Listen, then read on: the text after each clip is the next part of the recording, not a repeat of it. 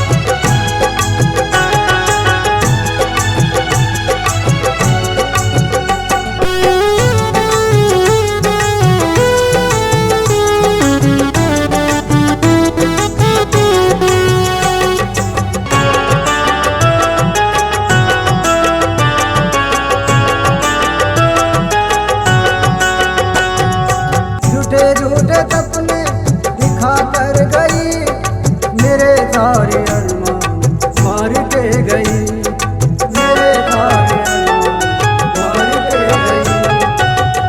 झूठे सपने दिखा कर गई, मेरे सारे अरमान मार के गई। आके निधियों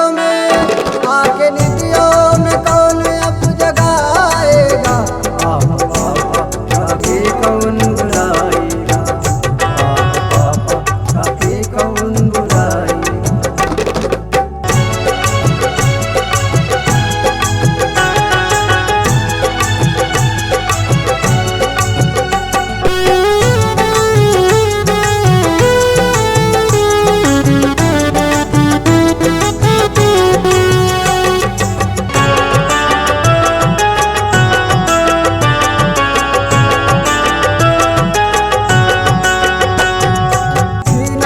खबर क्या खुशी क्या गम, तेरे जाने से हुई आंखें मेरी नम, तेरे जाने से आंखें मेरी नम।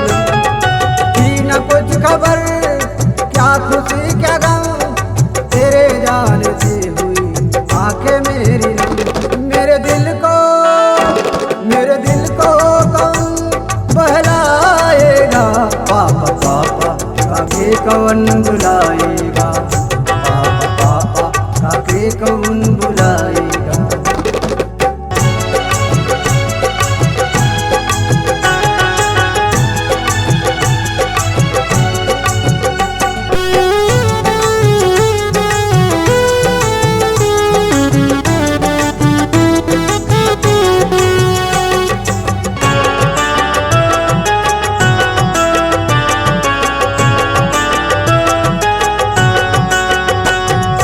बार बार आता आंखों में चेहरा, छोड़ के न चल दे लगा के पहरा, छोड़ के न चल दे लगा के पहरा।